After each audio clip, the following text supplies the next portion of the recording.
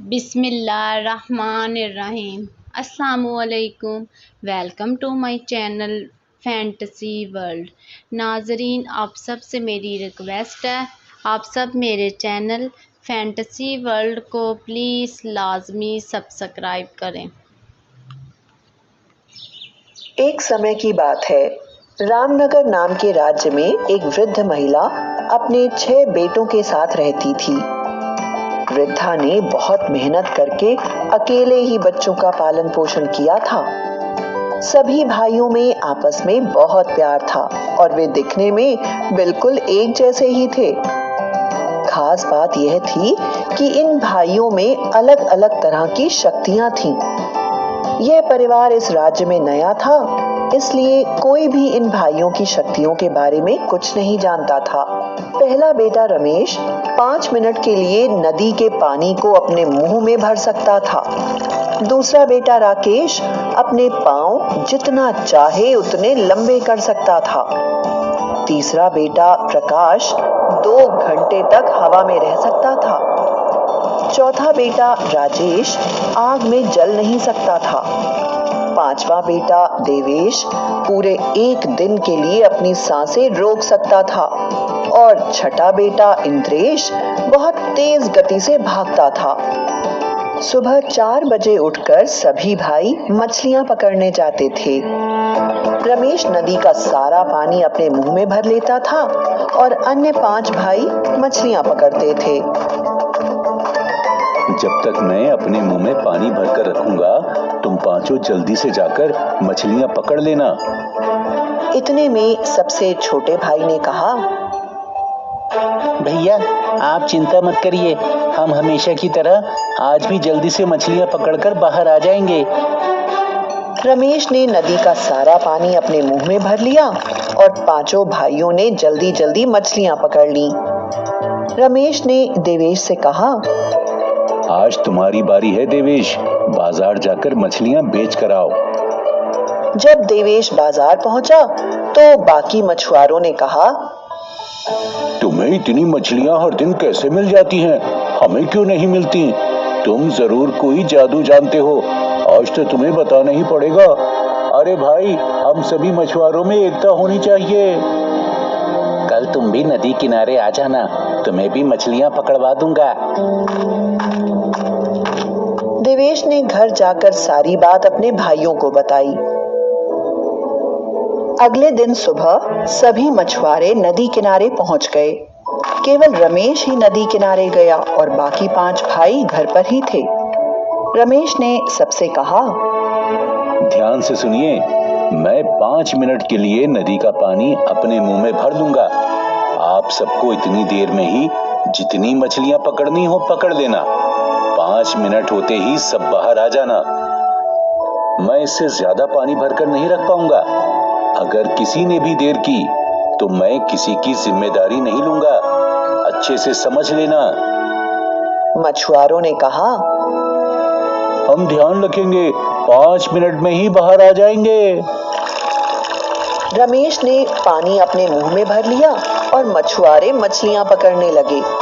5 minute होते ही रमेश ने इशारा किया, लेकिन वे सभी मछुआरे मछलियां पकड़ने में इतने व्यस्त हो गए थे कि न तो उन्हें समय का याद रहा और न ही किसी ने रमेश की तरफ देखा, और न चाहते हुए भी रमेश को मजबूर होकर पानी छोड़ना ही पड़ा। जैसे ही नदी भरने लगी, मछुआरे चिल्लाने लगे, अरे हमें बचाओ, हम डूब रहे हैं, हम मर जाएंगे, बचाओ बचाओ। सभी मछुआरे डूबकर मर गए। पूरे राज्य में खबर फैल गई। मछुआरों के परिवार वाले रमेश की शिकायत करने राजा के पास पहुंचे। परिवार वालों की अर्जी सुनकर राजा ने रमेश से कहा, क्या ये सच है? क्या तुम इतने सारे लोगों की मौत के जिम्मेदार हो? जी महाराज, ऐसा ही हुआ, लेकिन मैंने उन सबको पहले ही बता दिया था कि मैं 5 मिनट से ज्यादा अपने मुंह में पानी नहीं भर सकता, लेकिन किसी ने भी मेरी बात नहीं सुनी। अगर मैं अपने मुंह से पानी नहीं निकालता तो मेरा ही दम घुट जाता और मैं मर जाता। इसलिए मजबूरी में मुझे नदी का पानी छोड़ना पड़ा। मेरी गलती नहीं थी महाराज। तुम चाहे कुछ भी कहो, लेकिन इतने लोगों की मृत्यु का कारण तुम ही हो। तुम्हें इसका दंड दिया जाएगा। तुम्हारे कारण सबकी मृत्यु नदी में डूबने से हुई है। तुम्हें भी नदी के पानी में डूबकर मरना होगा। तुम्हारी जो भी अंतिम इच्छा हो तो तुम अभी बता सकते हो। ठीक है महाराज, मैं आपके आदेश का पालन करता हूँ। मैं दंड भोगने के लिए तैयार हूँ। बस मरने से पहले अपनी माँ से मिलना चाहता हूँ। तुम्हारी अंतिम इच्छा पूरी होगी। रमेश घर पहुंचा और सारी बात घर जाकर बताई। छोटा भाई राकेश बोला, भैया आप चिंता ना करें, कल आप नहीं मैं जाऊंगा, आप घर पर ही रहिएगा। राकेश नदी किनारे पहुंचा। वहां राजा समेत प्रजा भी दंड देखने आई। नदी में डूबने से पहले राकेश ने राजा से विदा ली और नदी में चला गया। राकेश ने अपने पांव इतने लंबे कर लिए कि नदी के पानी में वो डूब ही नहीं सका और नदी को पार कर गया। वहां प्रजा में खड़े कुछ लोगों ने कहा, अरे ये कैसे संभव है? ये जरूर कोई जादू जानता है। मछलियां भी सिर्फ से ही मिलती हैं, नदी में भी नहीं डूबता। ये कैसा इंसान है भाई? यह देखकर राजा भड़क गया और बोला, कल मेरे सैनिक रमेश को पहाड़ी से नीचे खाई में फेंकेंगे। रमेश, तुम अपनी अंतिम इच्छा बताओ। महाराज, कल मेरी मृत्यु की बात सुनकर मेरी माँ को नींद नहीं आई और वो सारी रात रोती रही। बस उसको देखने की इच्छा है। मैं तुम्हें तुम्हारी माँ से मिलने की आज्ञा देता हूँ। कल सुबह तुम्हें मृत्यु दंड अवश्य मिलेगा। राकेश घर पहुंचा। भैया आप तो जानते हैं कि मैं पूरे 2 घंटे तक बिना गिरे हवा में रह सकता हूँ। कल रमेश भैया के स्थान पर मैं जाऊंगा। तुम सभी भाई एक दूसरे की सहायता कर रहे हो, यह देख मैं बहुत खुश हूँ। लेकिन हर समय अपना ध्यान रखना, अपनी आंखें और कान खुले रखना बच्चों। माँ, हम बखूबी अपना ध्यान रखेंगे, आप चिंता मत कीजिए। अगले दिन प्रकाश पहाड़ी पर पहुंचा। राजा, 2 सैनिक और प्रजा भी वहीं एकत्रित हुए। सैनिकों ने प्रकाश को धक्का देकर पहाड़ी से गिरा दिया, लेकिन प्रकाश हवा में ही रहा। यह देख सभी दंग रह गए। ये क्या मामला है? ऐसा व्यक्ति कभी नहीं देखा। कल रमेश को आग में जलाकर भस्म किया जाएगा। रमेश, तुम अपनी आखिरी इच्छा बताओ।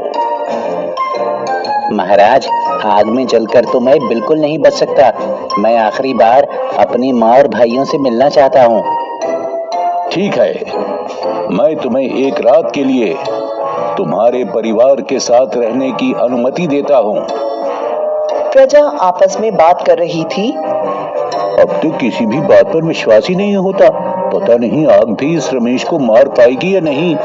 ये कोई आम आदमी नहीं है, कोई खतरनाक जादूगर लगता है। महाराज, ये आग तो मेरा कुछ नहीं बिगाड़ पा रही। मैं तो यहाँ खुश हूँ।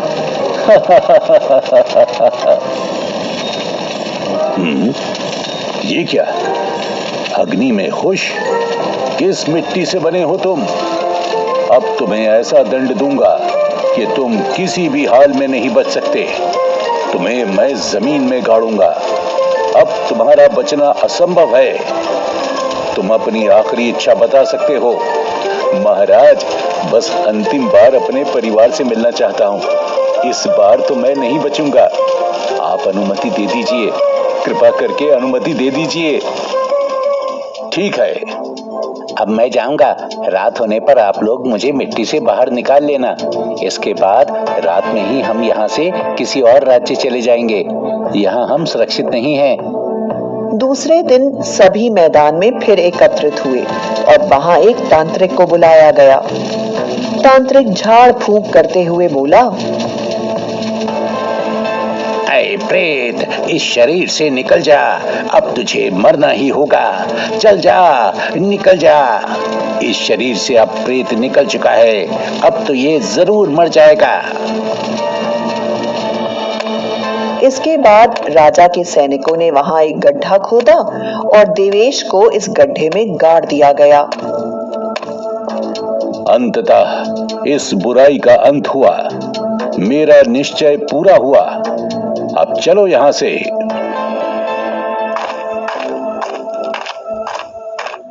रात में सभी भाइयों ने आकर देवेश को मिट्टी से निकाल लिया। माँ अपने बेटे को जीवित देखकर बहुत खुश हुई और फिर सबसे छोटे भाई इंद्रेश ने एक तराजू में माँ समेत अपने सभी भाइयों को बिठाया और बहुत तेजी से दौड़ने लगा।